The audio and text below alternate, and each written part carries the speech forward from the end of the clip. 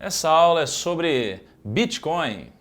Bitcoin é esse ativo tão popular, tão sedutor, né? E é muito interessante falar sobre esse assunto. A gente vai falar nessa aula um pouco mais sobre Bitcoin, um pouco sobre blockchain.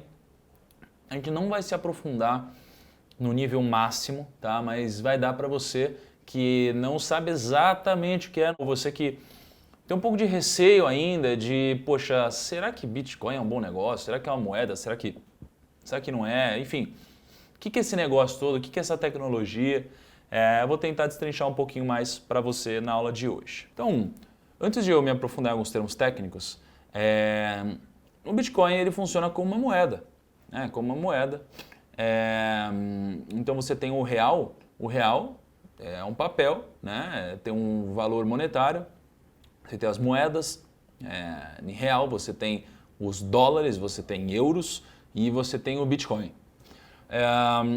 A diferença entre ambas é que o dólar e o real, eles são físicos, entre aspas. Você consegue ver, né, eles ali. Por mais que, na maior parte do tempo, a gente não veja. Né? O dinheiro é meio virtual já. Então você abre a sua conta do banco, tem lá o valor. E onde está esse dinheiro seu? Onde está? Se você for lá no banco e quiser resgatar tudo, será que o banco vai resgatar todo esse dinheiro para você? Muitas vezes não. Tá? Muitas vezes não, vai precisar ter muita conversa, etc. Então às vezes passa aquela sensação de, poxa, esse dinheiro é meu, né? Tem um pouco disso. Então a diferença é que uma é física, né? A outra é virtual, a outra é digital. Então o Bitcoin você não vê ela física, porque ela é um conjunto de dados. Né? O Bitcoin é um conjunto de dados. E por mais que a gente esteja relacionando ela à moeda, talvez a definição mais correta de Bitcoin não seja uma moeda digital ou uma moeda virtual. Talvez seja uma commodity virtual, uma commodity digital. E muitas pessoas questionam qual é o valor do Bitcoin. E dizem que não tem valor. Mas de fato o valor tem muito mais a ver com o que a gente atribui a isso. Né? Então, imagina um iPhone. Né? Quanto custa o iPhone? Bom, o iPhone ele custa só o preço das peças separadas ali montadas no telefone? Ou ele custa mais do que isso? Por que ele custa mais do que isso? Porque é um conjunto das características dele, os problemas que ele soluciona, que ele resolve, é o que as pessoas estão dispostas a pagar. Então isso tudo muda. E não necessariamente o Bitcoin vai acabar com o papel moeda. Às vezes o Bitcoin pode conviver de forma conjunta. Né? Assim como a gente tem várias outras commodities, a gente pode ter o Bitcoin como uma commodity também. Tá? Então a diferença entre ambas é que uma é digital e a outra não. Só que isso daqui é muito novo, né, para a nossa geração. Imagina para as gerações anteriores então. Porque a gente nasceu com aquilo de é moeda, etc. E agora é algo totalmente digital. Então onde eu guardo isso? Guardo numa moeda digital, guardo num pendrive. É uma coisa muito diferente do que a gente está acostumado. Por isso que causa tanto fascínio, tanto desconhecimento. E eu acredito que a gente precisa tomar cuidado com o Bitcoin, porque a maioria das pessoas compra da forma errada. Elas compram porque subiu muito, ou porque é algo novo, ou todo mundo está ganhando dinheiro com isso. E não de fato porque as pessoas acreditam na tecnologia, porque as pessoas acreditam no blockchain.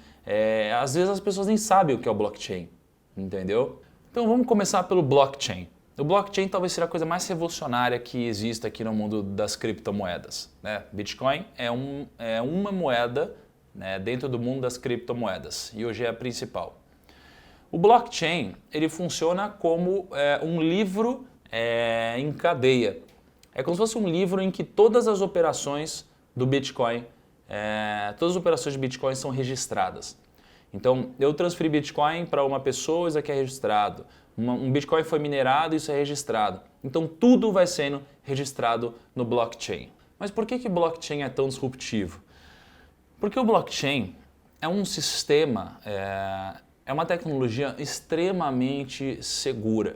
Né? Então, toda vez que eu faço uma transação com Bitcoin, então eu transferi o meu Bitcoin para outra pessoa.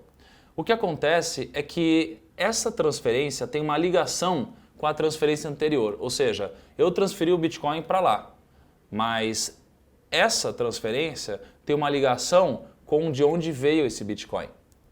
E, por consequência, essa transação tem uma origem de onde veio esse Bitcoin.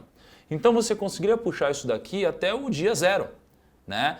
Então isso é muito interessante, porque se alguém quisesse falsificar o Bitcoin, não poderia colocar lá no meio, fazer uma transação, alguma coisa assim. Não, precisaria hackear todo o sistema desde o dia zero, de quando surgiu esse Bitcoin, sabe? Isso é muito complexo, porque a gente precisaria de um sistema computacional extremamente forte, extremamente poderoso. E é algo que hoje a gente não está nem perto de ter. Então você tem uma série de moedas sendo criadas, né?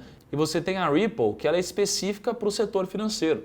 Então, dizem que muitos bancos grandes, como o próprio Santander, por exemplo, têm utilizado o Ripple para fazer transferências de moeda. O próprio Banco Central, ele disse publicamente que realiza estudos e está desenvolvendo projetos ligados ao blockchain, porque é um sistema extremamente seguro. E Bitcoin tem uma limitação, existem 21 milhões de Bitcoins no total, né? Mas nem todas estão em circulação. Então, para a gente colocar Bitcoins novos em circulação, a gente precisa dos mineradores. Só que os mineradores, o que eles fazem? Eles mineram, de fato, é como se eles ficassem lá minerando e procurando novos Bitcoins. Só que quanto mais Bitcoin em circulação, mais difícil é de encontrar novos Bitcoins, tá? Só que como que eles mineram? Eles não pegam lá uma enxadinha lá e ficam batendo. Eles têm um sistema de computador que fica sendo exigido e eles ficam exigindo que esse sistema resolva cálculos complexos. Quando eles resolvem esse cálculo mega complexo, eles conseguem adicionar um novo Bitcoin em circulação, tá? Só que muitos mineradores fazem isso ao mesmo tempo.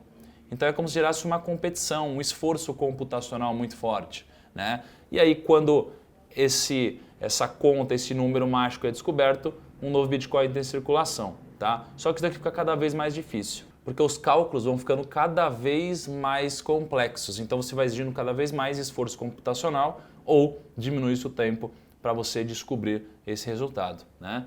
E quando a gente está fazendo uma transação, a grande magia aqui do Bitcoin, do sistema, né, do blockchain, é que quando eu faço uma transferência para alguém, os mineradores precisam validar essa transferência, tá? Então é como se eu for transferir para alguém, é como se precisassem ter várias pessoas olhando para falar sim, para servir de testemunhas, né? Essa pessoa transferiu para aquela.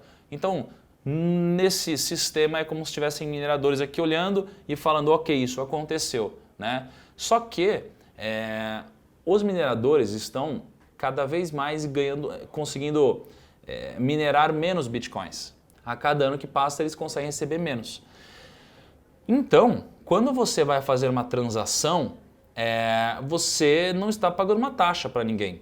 Então o minerador, ele faria isso de bom grado para você, né? Essa validação de, ok, essa pessoa está transferindo para aquela e aí sim vai para o blockchain. Mas o que você pode fazer para aumentar as suas chances de um minerador olhar para a sua transação e validá-la é você colocar uma taxa aqui, junto dessa transação. Se você não colocar uma taxa, é possível que você nunca consiga fazer uma transferência ou que demore muito. E por isso existem as corretoras, né? As corretoras são ambientes de negociação em que você consegue comprar e vender Bitcoin. Só que aí você não precisa de um minerador, de um terceiro, porque a corretora vai fazer muito desse papel. Então é muito mais prático para você negociar Bitcoin. Só que quando você compra Bitcoin na corretora, você tem os seus Bitcoins ali na corretora, né? E isso daqui não é o mundo mais seguro, né? Você pode usar a corretora que te dá muito mais conveniência, mas você pode guardar seus Bitcoins na nuvem, numa carteira virtual ou fisicamente, um pendrive, por exemplo. Fisicamente você tem a maior segurança possível, mas você precisa se preocupar com todos os problemas físicos, né? Então, tipo, se alguém pisar no pendrive, né, pode dar um monte de problema. Agora, você pode guardar também uma carteira virtual. Então, vai ficar um pouco do seu critério, tá? Então, uma vez que você tem Bitcoin, você pode usar para vários serviços.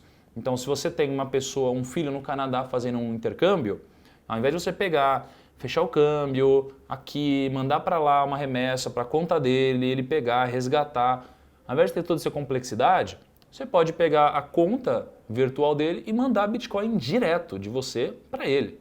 Tá? E ele receber ali, às vezes, em poucos minutos esse dinheiro e ele já poder resgatar esse dinheiro em Bitcoin, enfim, fazer o que ele bem entender, tá bom?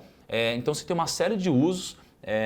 A grande barreira que a gente enfrenta hoje é popularizar a utilização de Bitcoin como algo do nosso dia a dia e não como uma especulação de que vai subir vai subir, sabe? Então existe um pouco dessa dificuldade de popularização, tá bom? E na próxima aula a gente vai falar sobre Bitcoin como investimento, se faz sentido ou se não faz. Espero você lá.